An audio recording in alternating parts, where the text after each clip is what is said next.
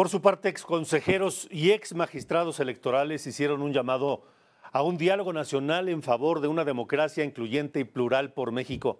Los promotores de esta iniciativa coinciden en la necesidad de una reforma electoral que cumpla con los más altos estándares de integridad electoral exigidos por todo régimen democrático y que sea resultado del más amplio consenso. Esta tarde me da gusto conversar con Marco Antonio Baños, catedrático de la Universidad Panamericana, ex consejero del Instituto Nacional Electoral y uno de los hombres que más saben de esta materia. Marco, gracias nuevamente por estar acá. Buena tarde. Muy buenas tardes, Alejandro. Te saludo con el afecto de siempre y, por supuesto, a todo tu auditorio. Me gustaría conocer un primer comentario, tu opinión sobre todo esto, la Comisión Presidencial para la Reforma Electoral, la figura de Pablo Gómez. ¿Qué opinas? Bueno, la presidenta, al final de cuentas, está detonando la posibilidad de una reforma electoral. Ha delineado los contornos de la misma y ha puesto al frente de esta comisión a un político de mucha trayectoria, como tú lo mencionaste. También hay que recordar que Pablo Gómez tuvo un papel protagónico en la formulación de los planes A, B y C de López Obrador, que también hablaban sobre los temas político-electorales y que traían propuestas muy complicadas. Ojalá que la iniciativa de la presidenta no sea un mecanismo para formalizar la cooptación total del Instituto Nacional Electoral y la modificación de reglas del juego, que lo único que estarían haciendo sería dejar en condiciones óptimas a el oficialismo para seguir ganando los cargos públicos. Esto sería, por supuesto, terrible. Claro, la presidenta hace alusión a una cosa en la cual tiene cierta razón, pero también habrá que agregarle algo. La presidenta dice que son muy caras las elecciones y es muy caro el INE, pero es un hecho concreto que es una institución que está cargada de atribuciones, que se ha convertido en una especie como de máquina o de empresa, de industria que hace elecciones todos los años. No hay un año en el cual el INE no tenga que estar instalando casillas para recibir los votos en elecciones federales o locales, o en las consultas populares, o en la revocación del mandato, y ahora en las elecciones judiciales. Entonces, si hay una verdadera vocación democrática en el mensaje de la presidenta, yo creo que debería de llamarse efectivamente a que la reforma logre resolver aspectos que son muy importantes para el sistema electoral, pero no, insisto, para demoler los avances que hemos tenido en los últimos 35 años. Eso sería terrible para el país. Ahora, me parece que el tema de la encuesta sí debe ser preocupante, porque hemos visto cómo el uso de las famosas encuestas se ha utilizado en este país para formalizar, para legalizar este tipo de cuestiones, como las usó en su momento el presidente López Obrador. Aquí dependerá mucho de cómo le preguntes y qué le preguntes a la ciudadanía. Si tú le preguntas, como decía la presidenta en la mañanera, que si están de acuerdo en que los partidos tengan muchos millones de pesos por la vía del financiamiento público, pues la gente va a decir que no. Si tú le preguntas a la gente si está o no de acuerdo en que las elecciones y el INE sean muy caros, pues la gente va a decir claramente que no. Entonces creo que hay que tener mucho cuidado cómo se va a plantear ese tipo de preguntas para que los resultados no sean sesgados. Y creo que una cosa que también es muy importante, Alejandro, es que dado que la presidenta se refirió al comunicado y decía también de que estamos haciendo un llamado atento, respetuoso a las organizaciones ciudadanas, a las organizaciones empresariales, a los actores políticos, a los medios de comunicación, a las instituciones académicas, para que discutamos la reforma electoral a nivel nacional.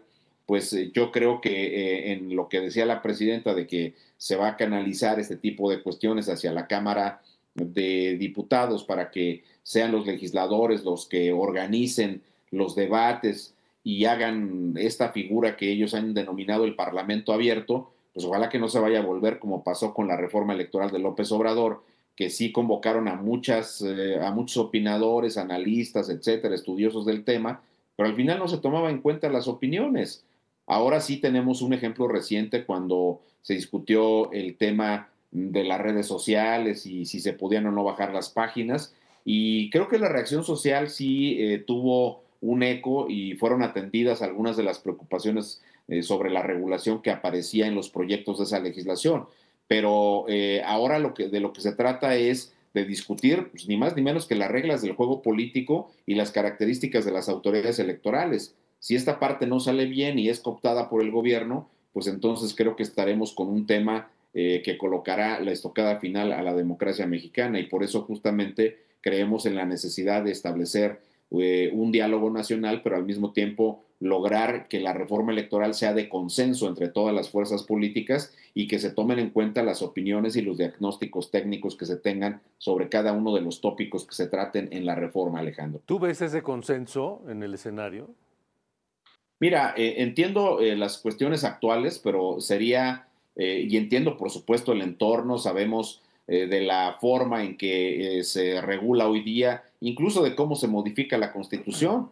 Pueden llegar los dictámenes en la mañana y al otro día, al mediodía, están hasta las aprobaciones de los 17 congresos locales que se necesitan.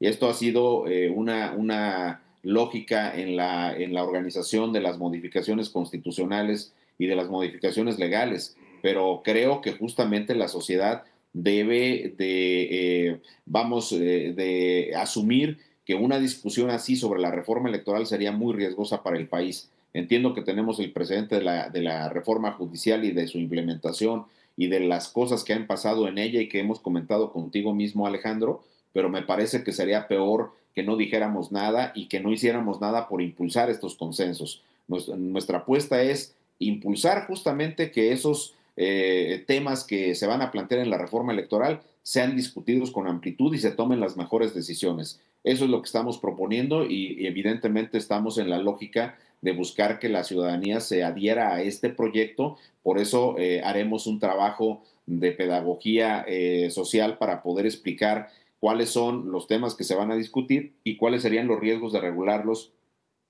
de una o de otra manera. ¿Cuál es el mayor riesgo de esta reconformación de los órganos electorales, de la ley electoral y de la operación de las elecciones, Marco? Mira, yo vería que uno de los principales riesgos es quedarse en su totalidad con el Instituto Nacional Electoral. Ya hoy día tienen ahí algunas voces que defienden posiciones oficialistas, pero ya quedarse de manera total con la institución, cooptarla de manera total como ocurre con la Sala Superior del Tribunal o como ha ocurrido con la Comisión Nacional de los Derechos Humanos, sería un resultado terrible en la reforma para la sociedad mexicana.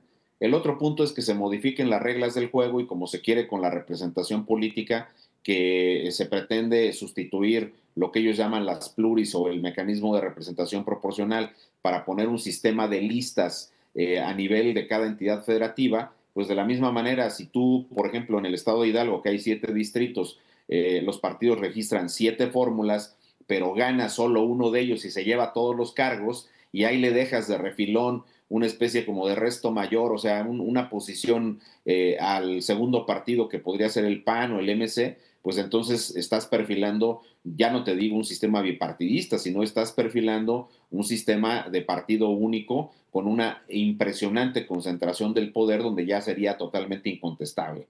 Otra circunstancia que me parece a mí que podría ser muy riesgosa es que elimines a los partidos de la oposición al cancelar la totalidad del financiamiento público ordinario, que es el gasto que se les entrega a los partidos para todas sus actividades del día a día. Pero si a eso le sumas las modificaciones a los temas de la representación, pues entonces vas a tener ya ni siquiera unos partidos testimoniales que estén ahí de repente levantando la voz. Y hablando de los partidos de la oposición, pues me parece que la sociedad mexicana está en su derecho de exigirles a los partidos políticos que hagan su trabajo. Vimos las discusiones de las semanas anteriores donde los coordinadores parlamentarios andaban de vacaciones, como que si el entorno y el momento diera para que se fueran de vacaciones. Perdón, entiendo que es un derecho, pero al final de cuentas están sucediendo cosas muy relevantes para el país que no permiten que quienes ocupan estas responsabilidades en las cámaras pues estén ausentes en un debate que deberían de dar con toda la energía y no ahí de manera rebuscada y de manera casi escondida, como luego pasaron con algunos oradores que regresaron ciertamente de vacaciones y empezaron a hablar, por ejemplo, del tema de Adán Augusto. Entonces yo creo que aquí de lo que se tiene que hacer es de generar un esquema de explicación social que le permita a la ciudadanía pues tener toda la información de lo que está pasando y por otro lado, trabajar intensamente en los reductos que le quedan a la oposición para que estos generen los equilibrios que se necesitan dentro de las cámaras, pero la verdad es que ha sido muy ineficaz lo que está pasando ahí en el Poder Legislativo. No quisiera ver que nos arranquen definitivamente a los ciudadanos al órgano electoral. Pues mira, si nos quitan al Instituto Nacional Electoral y el control de toda la estructura electoral del país, Alejandro, insisto, será la última estocada a la democracia mexicana y estaremos avanzando de manera muy clara hacia una autocracia que será la única voz que va a poder modificar la Constitución, imponer las normas, si ya de por sí con la elección judicial. Tú imagínate que cuando la gente tenga que litigar asuntos laborales o penales o familiares y estos tengan que ver con algún asunto que vincule al gobierno o a un político destacado del oficialismo, pues no quiero saber cómo van a sentenciar los jueces que van a asumir sus responsabilidades en breve tiempo. Sí.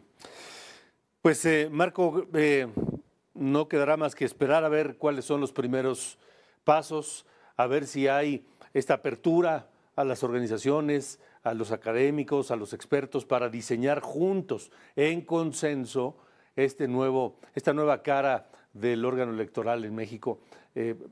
Ojalá que así sea, pero bueno, ya lo estaremos viendo y platicando si estás de acuerdo. Por supuesto que sí, Alejandro, y muy agradecido de permitirme estar en tan prestigiado espacio y obviamente solicitándole muy respetuosamente a la ciudadanía que se informe, que se involucre en un tema que también es muy relevante para el país. Sin duda, sin duda. Marco Baños, gracias. Gracias a ti, Alejandro. Un abrazo. Igualmente, igualmente. Bueno.